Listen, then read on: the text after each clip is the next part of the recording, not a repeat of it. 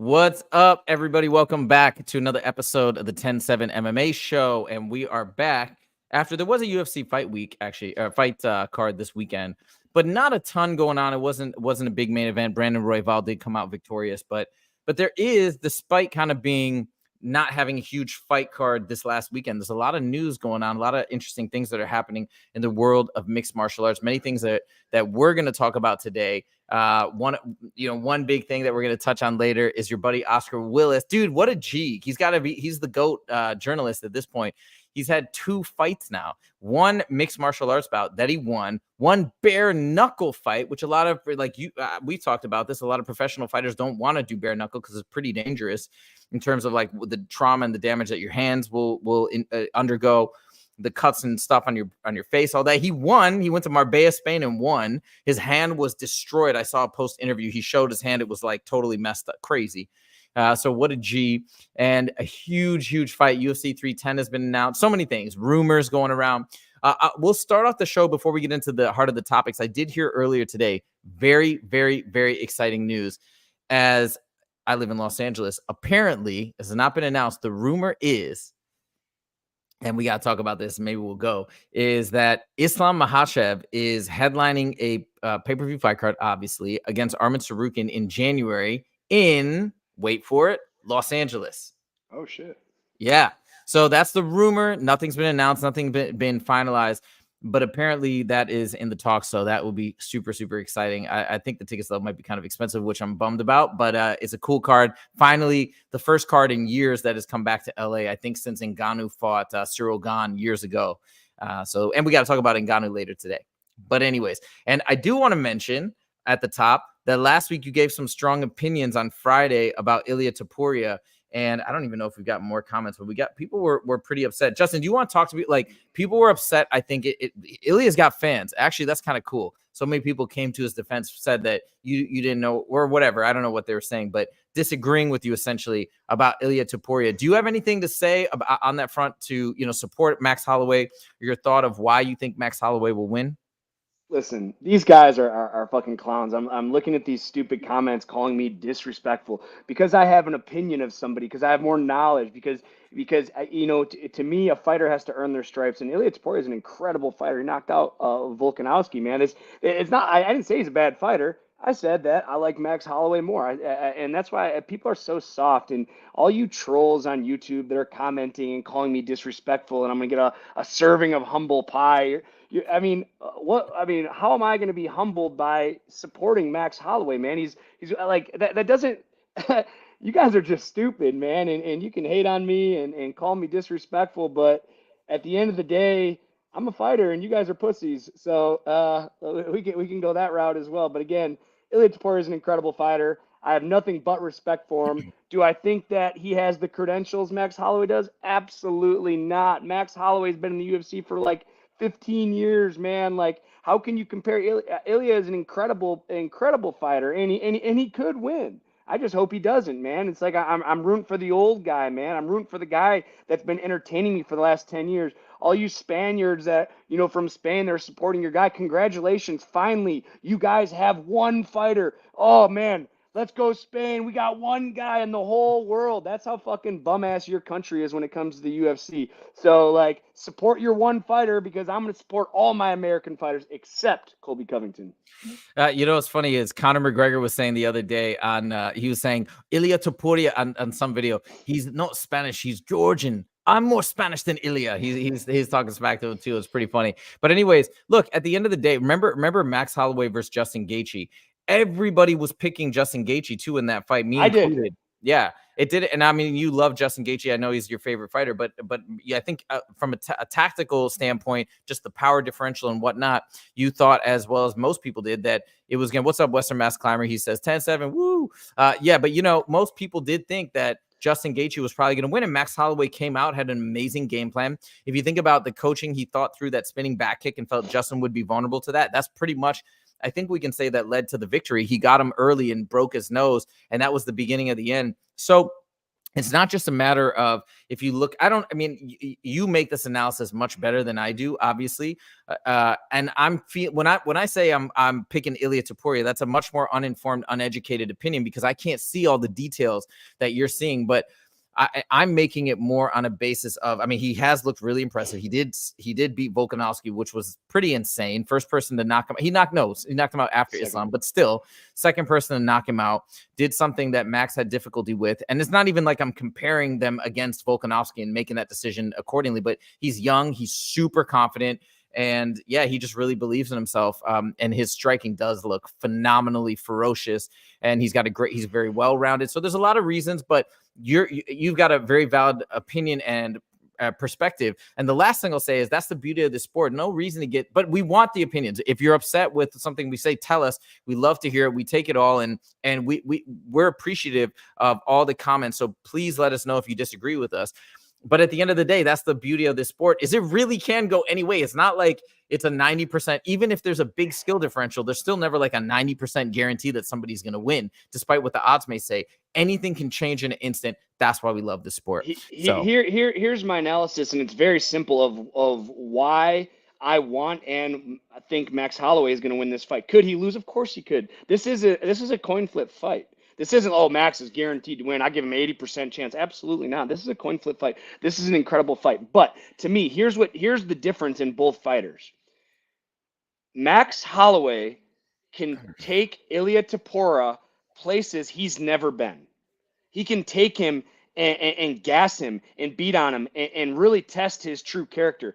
Ilia Topuria can do whatever he wants to Max Holloway, but he cannot put him in any position he hasn't been in a fight in the UFC. He's lost in the UFC. He's been hurt in the UFC. He's been fucking rocked when he fought Volkanovski, when he fought Dustin Poirier. He's been taken to the deep water. He's been battle tested time and time and time again. And Ilia Topuria hasn't. And again, that doesn't take away from his skill set. That's not, I mean, he is an incredible striker. He'll knock me out within 30 seconds, man. He's incredible. He's fast. He's explosive. He's confident.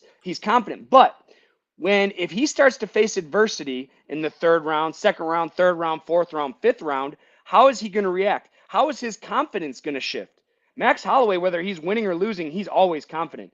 Ilia Topuria has only been rocked once I think in his career. He almost got knocked out once. But besides that, he's never faced any real adversity, especially for 25 minutes straight. And again, he can drop Max, he can hurt Max, he can get him tired, but he's never going to put him in a position that he hasn't already been in. And Max can put Ilia in positions that he's never been in before. It's a very good point. I mean, I think then the general consensus would be that as the longer the fight goes on, obviously now we're getting into territory that Max has been in many times, whereas Ilia might feel a bit more foreign, might feel a bit more unnerved, especially if he can't make that progress or get closer to that victory or that finish early on. So that's a very interesting point. And that's the psychological element that I love to dive into and analyze as well. So that is a shifting dynamic we're going to see. I mean, all things point to, however you feel about the fight and the outcome and the fighters, this is going to be an incredible fight. Not only that, I mean, man, this card with Khamzat Chimaev versus Robert Whittaker, this is just such a good fight card. I think it has the ingredients and components to be the best fight card of the year. I'm not saying ahead of time, just if you look at the strength of the card, there's been many cards that have been just as strong, although it kind of feels like the strongest card to me, but I think it has easily a great shot to be the best card if you look at the excitement level, the co-main and the main, and we got Sharp Bullet, lots of exciting fights and knockouts. So this is going to be good. UFC 2024 going into 2025 is phenomenal. All right, we got to get into the business because there's a lot of things that have happened even today. But let's first talk about our favorite, Conor McGregor. But we do need to talk about this because something new is brewing. Even though Michael Chandler was on. Oh, by the way, Ariel's show is back. And now it's on his YouTube channel. It's called the Ariel Helwani Show. They did it live today. It still might be going on. I'm not sure, but I was listening to it this morning. So happy they're back because I love that show. And you just get the best interviews in the business. I'm sorry. Like, he is just phenomenal at interviewing people, asking the right questions, not talking too much and letting the fighters really speak and showcase their personality. But anyways, he did have Michael Chandler on there today. We're going to talk about that a little bit later. Michael Chandler still wants to fight Conor. Still very excited for this Charles Oliveira fight. And we'll talk about that. But Dan Hooker did an interview earlier this week saying that him and Conor talked in Marbella, where he was backing Oscar Willis at the BKFC event.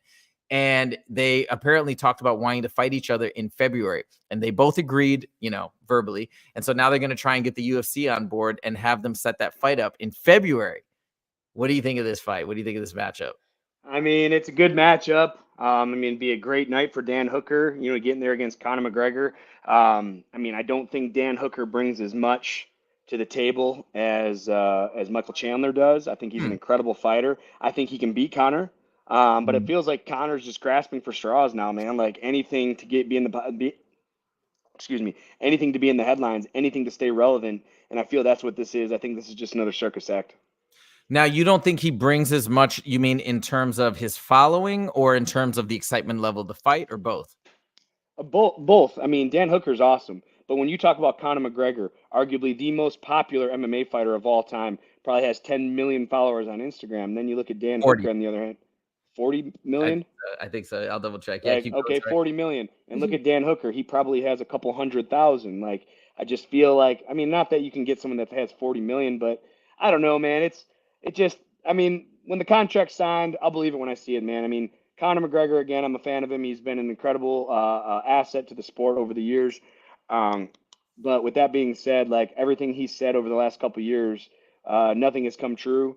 So I take everything he says with a grain of salt. I could see him just saying these things to be in the headlines. Who knows? Who knows? I think, like I said, I think it's a less dangerous fight. Dan Hooker. Dan Hooker doesn't have the power that Michael Chandler has. I think he's a little bit smaller. With that being said, he has some incredible technique, man. His striking is precise. If you guys remember Dan Hooker versus Dustin Poirier, what an incredible fight that was. Poirier beat McGregor, and I believe they went to decision, if I'm not mistaken. Poirier beat Hooker, yeah, and they went to decision. Yes, they did. I mean, so he can definitely dance. He can definitely fight, but does he bring the following to get enough hype behind this fight? I'd rather see Nate Diaz in there or Michael Chandler. Interesting. I don't know. I think Dan Hooker is such a favorite amongst, I feel like, not necessarily like you have to be a diehard or, this whole thing about, not being casual and all that, but not saying you have to be such a deep UFC fan to be a fan of Dan Hooker, but a little bit deeper than the very surface level casuals. I think people love him. Like I love him. And it's because, again, if we go back to his interviews and his personality, he is raw, he is real, he is himself, he's really funny. I'm sure he will not, even though it's not his real style to talk smack. If Conor does, I'm sure he will not back down. He's also a little bit of a crazy man. Izzy always says what a psychopath he is. If you notice, like he just randomly decided to tattoo his entire body in between the last several fights, which I think is hilarious and just like authentic in himself. He broke his arm when he fought. Oh my God, I'm blanking. Jalen Turner, I think his last fight, he had his arm broken. In the interview, they're like, "Is your arm okay?" It's like, it's just a scratch. Like he is wild, and I actually think that even if people may not be as excited to see him fight initially, to see him fight Dan Hooker versus Michael Chandler, I actually think the fight would be very, very interesting, arguably even better. And the last thing I'll say is, I know you mentioned that he may not have the power, maybe, but his kickboxing is phenomenal. And despite the fact that he's a lightweight, people have said for years he spars all the time with Izzy in stand up. And what is that? How many weights apart is that? 3, right? No, 2, because it's middleweight versus lightweight. So and that's what people say. He's just fearless. He'll give it back to Conor. It'll be a stand-up battle for sure. There's no like wrestling background in there or anything. I mean, I don't know. I think it'd be incredible. I do kind of think Dan Hooker would be definitely have the advantage. He's on a hot streak. He's coming back. He's always been a great fighter. I think he just had some bumps in the road. So he's been active. Conor has not. But yeah, I'm all for it. Western Mass Climber says, I love Hooker versus Conor. Kind of don't think it'll happen though. Yeah. Okay. Let's just say for now, we're in fantasy land. Let's not talk about how likely it is because we know there's been so many crazy things about Conor. I'm not saying I think it's going to happen. I just think it's interesting to consider something that's being discussed. And I also think this is a great fight. The fight I'd want to see most, where I don't think Conor would take this fight, I think he'd be at a disadvantage, would be Conor versus Justin Gaethje, because I love to see a little bit of heat and fire. And I know Justin Gaethje, how he feels about him, and I don't think he'll hold back. That would be cool. But these are mostly fantasy matchups at this point because we have no timeline for his return. Okay, moving on to Michael Chandler, as we have talked about him, and he was on Ariel Helwani's show today talking about his entire journey with Conor and all this stuff, and now coming back to fight Charles Oliveira. One thing that Michael Chandler mentioned, okay, in the interview, I really want to know what you think about this, is that he has said now in the last year and a half while he's been training for Conor, and now as he continues to train for Charles, is that he realized he can be much more efficient and, let's say, intelligent about his fight style and his training for that style. Didn't say this outright, but insinuating that he's going to leverage more of his wrestling and takedown abilities in these fights, as opposed to just this rock'em sock'em kind of style where it's very exciting and very fast. But he's saying that now he's going to integrate that in and go up against Charles. He feels very confident that he's going to get the victory.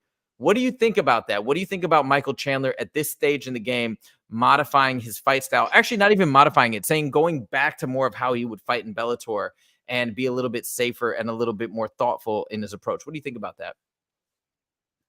As soon as you were in the middle of you talking, I got a phone call, so I missed about 10 seconds of what you're asking. So if you could repeat the question. Yeah, no worries. So basically, Michael Chandler is saying that he's approaching fight camp and training and preparation and differently now than he has since the beginning of the UFC, where he just comes out with a flurry of punches, goes crazy, and gets these fantastic knockouts, or he loses, right? We've seen that happen as well. But he's saying now he's going to have a smarter approach, more similar to his approach during his Bellator days, without coming out and saying it, implying heavily that he's going to be utilizing his wrestling base and his grappling strength. What do you think about that? How do you think that's going to work for him against Oliveira? I tell you what, like, if that were true, I think it'd be pretty awesome, because he's an incredible wrestler. He's so strong. He's so explosive. With that being said, fighters, and I'm guilty of this myself, is we say one thing and then we get in the cage and it's like, oh, I see blood and I want to attack. And Michael Chandler's such an aggressive fighter. He has so much aggression when he fights. He's always looking for the big shots. He's always looking for, big slams and this and that. I don't see him sticking to that game plan. I'd be very impressive if he did. But I see him going out there trying to put Charles Oliveira out cold, just like he was put. And it was a close fight last time. It was a crazy fight. He did he was seconds away from winning. I was actually rooting for Michael Chandler in that fight. I thought it would be really cool to see him as champion on the come up. He was exciting, or still is exciting. So that was a bummer. But yeah, it was pretty close. Do you think he's going to get it done? Or if you had to pick right now, do you have a way that you're leaning? Michael Chandler hasn't been taking damage. He's been waiting for the Conor McGregor fight. He's been training. Charles Oliveira, it just really depends on if he can show up. Obviously, he has the tools to beat Michael Chandler, but how he looked against Islam, and he's taking some time now. Is he going to come back, the Charles Oliveira that we know as the champion, or is he just going to roll over for a paycheck? Yeah, I guess we'll see. It's going to be really exciting. You know what's cool, too, is that he said in the interview, Dana White has promised both of them that this is a #1 contender fight. Which I was thinking about the story of Michael Chandler's entire journey, waiting out a year and a half, having to deal with he's been getting a lot of, smack talk online about he's making a bad choice. What is he doing? Why is he waiting? He's ruining his career, this and that. There's one guy, MMA Joey, that's been coming at him hard for the last year and a half, pretty much saying the fight with him and Conor would never happen. What are you doing? Partially because going, Ben. I gotta get going in a minute. Partially because he is such a fan of Chandler. He wanted to see him fight. So he was kind of bummed, I guess, in his defense. He's saying, I want to see him come back. But anyways, imagine now Michael Chandler goes out, beats Oliveira. He's going to get a title shot against Islam. I don't know how that's going to go, but that's wild. Just as from a story perspective of being down and out, being promised this fight, being so disappointed. And now he's getting a title contention matchup and then a title fight theoretically if he wins. What a story. I want to see Michael Chandler win. And also, we love Charles Oliveira, but he's already been there. I don't know. It's kind of, do you think that's a more exciting outcome, or are you kind of happy whichever way it goes? Yeah, I'd be happy for Mike. He's put on some incredible fights over the last couple of years. If you remember Michael Chandler, Justin Gaethje, arguably one of my most favorite fights of all time. This guy deserves this fight. This guy deserves a chance for #1 contendership to fight for the title. Yeah, that was a great fight, and we'll see what happens. By the way, I got to say, I'm still feeling pretty strongly that Alex Pereira versus Khalil Roundtree is my favorite fight, I think, of all time. Maybe you'd say, I'd have to say Khabib Conor, because that was just so much buildup and so exciting and so crazy. But just from a pure standpoint, the drama aside, man, I'm still going Khalil Roundtree, Alex Pereira. Crazy, crazy. All right, next, your boy Francis Ngannou returns this Saturday. He's fighting in the PFL, a huge fight. He was, again, on the Ariel Helwani show talking about that as well, saying it's one of his, he didn't say the most dangerous opponent, but one of his most dangerous opponents. Ariel Helwani said to him, well, you know, you've got such a big name. You're basically saying you're so famous, and the guy you're fighting does not really have that same reputation, that same name, brand, and value. Does that make it a little less exciting for you to fight this guy? And Francis Ngannou said, skill has no, something along the lines like, it's not about reputation. When you fight, you're not fighting the persona or the social media following. You're fighting skill, and this guy is one of the most skilled fighters I've ever fought. What are you anticipating for this matchup? Man, I tell you what, I've watched this guy a little bit. You know, when I saw Francis was matched up, and I think Daniel Cormier came out and said, like, at one of the PFL fights, like, this guy's the real deal. So I did a little homework on him, and I tell you what, this guy is the real deal. This guy has power. He has size. When he stands next to Francis, he's not small. Like they look eye to eye. They're equally as big. Francis probably a little bit more defined, but this guy is a monster. And I tell you what, he has fucking lead in his hands. And I tell you what as well, that if Francis gets caught slipping, it could be a short night for him. Okay, I'm gonna look up the odds right now. I actually should have done this before. Francis Ngannou odds. Okay, let's see here. Come on, dude. I gotta get going, man. Okay, so Ryan Fajeda, we've got the odds right here. It's not that big of a difference. We got -298 favorite. That's actually, I was expecting it to be much different. I thought it was -500, -600. So that tells you right there, this is going to be an interesting fight. I mean, -298. What do you feel about that? What does that say to you? I mean, it's a 3-1 favorite. I mean, that's a pretty big favorite.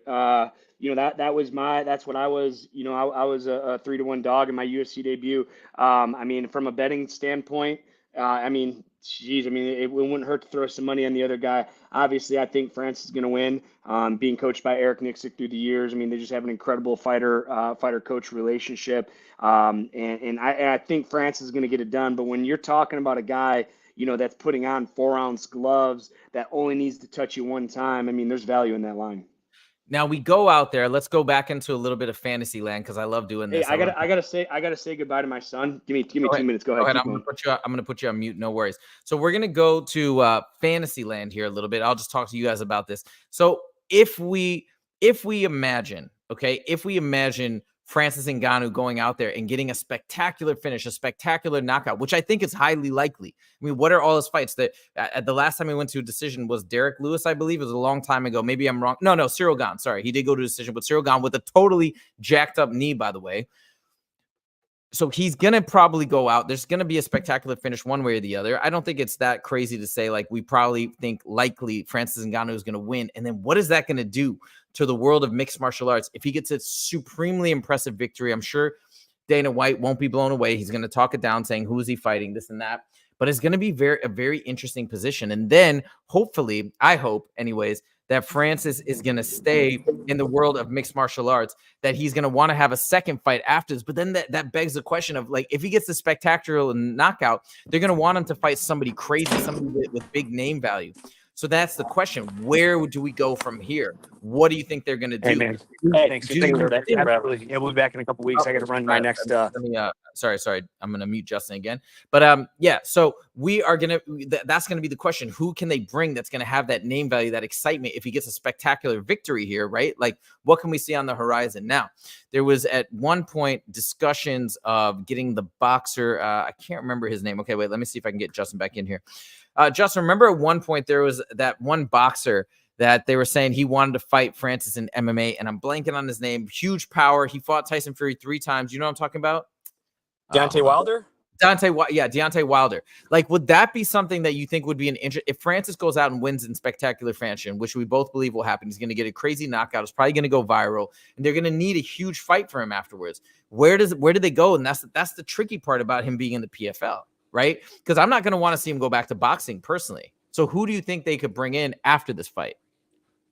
Man, I tell you what, I think the possibilities are endless. The PFL has a lot of money, man. They have a lot of incredible backers overseas. And, I mean, they'll be able to afford anybody. You know, it'd be really interesting is if they pitch something to John Jones, man. Like, John Jones, you know, finishes his contract with UFC.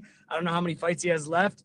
and gets picked up by the PFL. I don't see that happening, but that'd be pretty awesome. The Deontay Wilder fight, I mean, if they kept it standing, it'd be pretty awesome. But with that being said, I think Francis just kicks in the leg one time and finishes the fight that way. Deontay, I've actually seen him before. He has a very, very small frame when it comes to his legs, very skinny calves. I think if Francis kicked him one time, the fight would be over. So I'm not too intrigued about that. But, yeah, I agree with you with the boxing. I know there's probably more money in boxing, but I don't really care to see. Francis is an MMA fighter. He's not a boxer. He has dabbled in boxing. He's 0-2 now. You know, he's fought 2 world champions, which is, you know, super impressive. But, again, he's an MMA fighter. He's not a boxer. Let's stick to MMA here. I agree. The only reason why I think Deontay Wilder would be cool is because he brings such a big fan base, and it'd be the first time that a boxer has finally stepped over. One of the first times.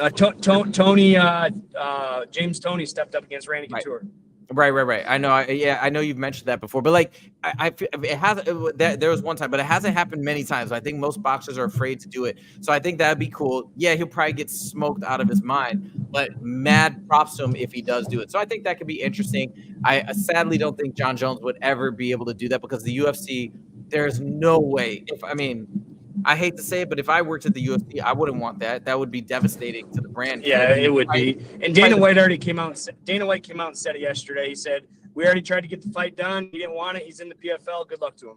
Yeah, so that's probably where it stays, but I don't know. Or in a twist of fate, they get him to come back to the UFC and he fights John Jones. That's the only way it would happen. Then that would be sick, but I just don't know. Okay, let's move on to your boy Oscar Willis. Again, he wins his BKFC debut. He smashed the guy. Did you watch the highlights? I saw the highlight. I saw him finishing him off. It was one-way affair. I mean, dude, you know, you get sometimes, right? You talk about when people comment and they say stuff and you're like, dude, you're not a fighter. You can't even speak on this, right? Like, this is ridiculous sometimes about journalists or just random fans. Oscar Willis is, as far as I know, there's another journalist that has had some fights and trains a lot, but Oscar Willis he trains. He's had 2 fights, one in BKFC. I mean, I'm sort of blown away and speechless. And one of the things he said in one of his interviews was like, if you're a fan of the sport, or if you're a journalist, especially, he's like, I encourage you at a minimum to go train, to get a proper understanding of the sport. But if you can do it, take a fight. But at the last thing he said too was, he's like, go try and cut 8 pounds in a sauna. Not a full, because most fighters cut more than that. Just try and cut 8 pounds. You don't put your health at risk, but just to see a little bit of what fighters go through so you can understand what the weight cut is all about. And that to me spoke volumes that he's really doing this, yes, because he loves it, but also to get fresh and just invaluable experience and perspective. What does that say to you as a fighter when you see a journalist do something like this and take on these risks just to be that much more involved in the sport? Dude, it just credits all the respect I give for Oscar. You know, you might not know this, but I coached Oscar for his first fight and I cornered him. And no, I did not know that. Yeah, we put a full training camp together. He fought one of my other students for Tough Enough. It was an incredible fight. I believe Oscar got dropped in the fight. I know he dropped his opponent. He won by split decision, man. So I know Oscar real well. He trains at our gym. I mean, fuck, when he was getting ready for this bare knuckle fight, you know, in Spain, he was trying to get me on the card too. That was my connect because he was already on the card. So me and Oscar go way back. He's somebody that I look to for advice, you know, even for our show when we're talking about certain subjects. Oscar's somebody that I'll call and I'll ask him. And I know he's really good friends with Dan Hooker. And you know what? Maybe now, like, actually, I know Oscar. If I ask him to come on the show, I know he'd take 15 minutes and put it to the side to talk about it. So maybe Friday, I see if I can get him on the show to talk about it. Let's do it. Let's do it. I want to interview him. I'd love to interview him. I've been watching him for years. I think he's a great journalist, period. But this just bolsters my respect for him, obviously, to another level. The fact that he trains not just trains, he's fought. I mean, even if he trained, that would make me have a lot more respect for him, because I think everybody should train at a minimum, you know, just to understand the sport if you're going to be a journalist, and how, you know, why wouldn't you? It's so fun anyways. Yeah. But yeah, wow. I mean, it's just so cool that he went in there, has now done 2 different combat sports, and he's won both fights. I mean, it's just so wild. And I know you're thinking pretty soon about doing a BKFC bout as well. So props to Oscar. Such a cool story. And again, the fact that he came out victorious now twice is just so wild. Okay, we're moving on to the final topic. Save the best for last. Huge fight has been announced. your favorite fighter, Belal Muhammad, is taking on Shavkat Rakhmonov in December, which is pretty dope. Even though you don't like Belal, I mean, like, I do think it's pretty cool that he's taking a fight not that long after July. I mean, it's 5 months, I think. And, you know, a lot of champs, Leon Edwards included, as much as we like Leon Edwards, took a lot more time off in between his last 2 bouts. So he's getting right back in there. Moreover, he's taken on, I mean, there's no two ways about it. He's taken on the toughest challenge in the division. An undefeated fighter. Every single fight ends in a finish with him. This is crazy, and he was calling for it. What do you think about this fight announcement? And what do you think? Even though I know you're not the biggest fan of Belal in general, but what do you I mean, does this give you some level of respect for him in terms of, being impressed by this call out? Dude, it's not, and that's the thing, when just because I don't like a fighter, you know, whether it's Belal or whether it's Ilia Topuria, it doesn't mean I don't respect them. I mean, these guys they're savages, man. They are. I mean, you can't like everyone. That would make the sport no fun. So I just don't like Belal's style. I don't like the way he talks on the mic. There's not really much I do like about him, but I respect him as a fighter, dude. The guy's the world champ. You know, unfortunately, He's a snooze fest for 99% of fans out there. But, you know, stepping up with Shavkat, making the call and coming up, I believe he's 18-0 with 18 finishes. Like, this is a test, man. And you know what? This will really test Shavkat as well, because if he's as good as everyone says he is, 18-0, 18 finishes, and he goes out there and finishes Belal, well, now we have something special on our hands, because Belal, obviously, I don't think he's been finished, has he? Or has he been knocked out once? Well, he hasn't lost in 11 or 12 fights. Hold on, let me check Belal's record right now. I know he's on a crazy win streak, but let me double check. And then It's not 18-0. No, it's not 18-0. He's 24-3. Okay, wait, let me see his losses. So his loss was to Jeff Neal, but that was a decision. Okay, hold on. And he lost to Vicente Luque. Oh, he got KO'd by Vicente Luque, but that was a long time. Oh my God, that was 8 years ago. The last time he was finished.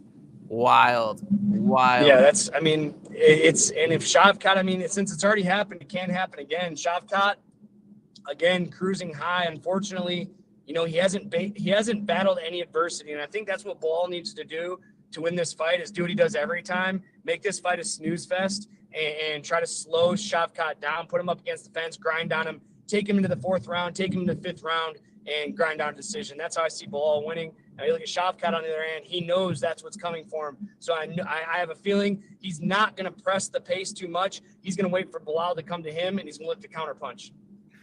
How does this size differential play into everything? So, for example, Shavkat is 6'2". I believe it was the last stat that I heard. So he's a lot taller. He's bigger. Probably has a tougher weight cut. I think Belal is 5'10", or even I've even heard he's really 5'9". I think he's listed at 5'10". How does this play into your assessment of their fighting styles, how they match up, and you know what you foresee in the outcome? Well, I mean, Shavkat's going to have to play his range. Being the taller, being the bigger fighter, has to stay behind his jab, has to stay behind his teep kicks. I think the teep kick is going to be the strike that's going to keep Belal off, because, again, when you're throwing round kicks, whether it's to the body, to the head, you know, someone like Belal can jam those kicks, catch them, and then take you down or push you into the fence. When you have a snappy teep kick, I mean, those are really, really hard to engage on, you know, whether you're getting kicked in the chin, whether you're getting kicked in the chest, in the body. It's just a really, really tough strike to get around. And I think Shavkat, with the long legs, long arms, is going to have to, again, stick behind his jab and stick behind his teep kick, and look to hurt him to the body. And then look, you know, when he smells blood in the water, he's going to have to attack. By the way, Shavkat is only 29 as well. Just throwing this out there. Belal, who hasn't really taken a crazy amount of damage though, so he's probably like a young 36, but he's 36. Just saying, like, he, you know, there's a relatively significant age difference. Shavkat's going to be turning 30 in next week though, so he'll be 30. It'll be 36, right? That's probably going to give him an advantage. But anyways, most people that I've heard so far in the predictions are picking Shavkat, and I think it makes a lot of sense. Just looking at it, what's going on paper. There's one guy that is picking Belal, and that is MMA Joey, who's been a fan and a supporter of Belal Muhammad. He thinks that Belal is just at his peak time right now, peak performance mentally, mentally, emotionally, all that stuff. And he's going to put together a game plan that's going to be the first to stop Shavkat in his professional career. So however this unravels, this is going to be an amazing story. If Belal pulls it off, wild, that's going to be tremendous for him and his legacy. But then if Shavkat does win, I think people will be excited. And he's going to be one of those guys that could be champion for a long time. And I think, I speak for the MMA fans, we love to see dominant champions that are just essentially juggernauts. It's just really fun to watch them rise to that and be so successful. So anyways, that's what we got for our topics today. Justin, I just want to end and get your thoughts on one last thing. Juliana Pena made some interesting comments about, like, she was giving some crap about, why didn't you call out Kayla Harrison? Why are you talking about Amanda Nunes? Like that seemed like she was ducking her. This is what she said, and I thought it was kind of interesting. She said Kayla Harrison is too big for the weight class. She doesn't belong in the weight class. She said she was going to make 135 at the last fight, and just to show that she could make championship weight. She didn't. She made 136. I don't think she belongs in the weight class. I don't think she can even make the championship weight. So what's the point of talking about this fight? That's why she wants Amanda Nunes. However, if Kayla does make the weight and they do plan it and blah, blah, blah. And she also said she's going to need a lot of time off because the weight cut's so tough for her. If she does come back, fine, bring it. Let's run it. But that's what she said. What do you think about those comments? Do you think they're nonsense, or do you think she's actually got a decent point? I mean, if she can't make championship weight, man, and I know to the casual fan and to a lot of people watching, but I'm going to attest, like, that extra pound is fucking brutal. I mean, if you have a hard time, like I had a really hard time making 146, like I'm talking a really hard time. Like I only made 145 twice in my career, both in the UFC, once on short notice, once on full notice. And that short notice was fucking brutal. I couldn't have lost 0.1 more. If they said, hey, look, if you lose another pound, we'll give you $1 million, I would have said, fuck, $1 million. And I really feel that could be a Kayla Harrison thing, because you look at her at the weigh-ins, she is sucked up. She's ripped. Like, she has no body fat. The girl looks like a female G.I. Joe. I just don't know where she's going to find the weight to lose in that extra pound unless she starts losing muscle mass. And I'm sure she'll get a full 12-week camp. They're going to have to adjust her diet, and she's going to have to lose some of that muscle because she's so strong and so ripped. But without losing that muscle mass, I don't see her making championship weight. Yeah, and I think she also said something like... And you got to think, you got to think of it like this, too. If they put this whole thing together, say it's a 12-week camp, all right? And her opponent goes out there, does the whole camp, and then she shows up and misses weight. Then what? That whole 12 weeks, I think that's what the girl's worried about. Because if you put in a full camp and she misses weight, now what? Do you fight or do you not fight? If you don't fight, right, do we still get paid?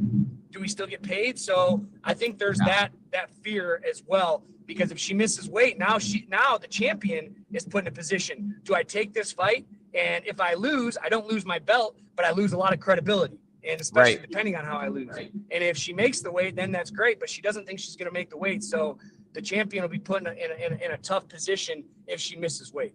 Yeah, and if she misses weight, she could refuse the fight and fight the backup opponent or whatever. I'm sure the UFC wouldn't be thrilled about that. But yeah, no, it's a very. But that's the thing. It's like, do you want to fight when you're preparing for, Kayla Harrison, this freaking juggernaut in the women's division, and now you have to fight the backup? It's going to be a totally different game plan. And to change the game plan the night of a fight is going to be, I mean, that's just a mind fuck in itself. And actually, the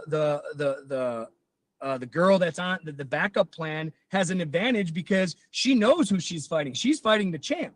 The champ doesn't know if she's fighting Kayla Harrison or the backup. So unfortunately, that's another reason that the champion doesn't have the advantage in that situation too. And I think, and I feel in these situations, if anybody has an advantage, it needs to be the champion. Fair enough. Fair point. Okay.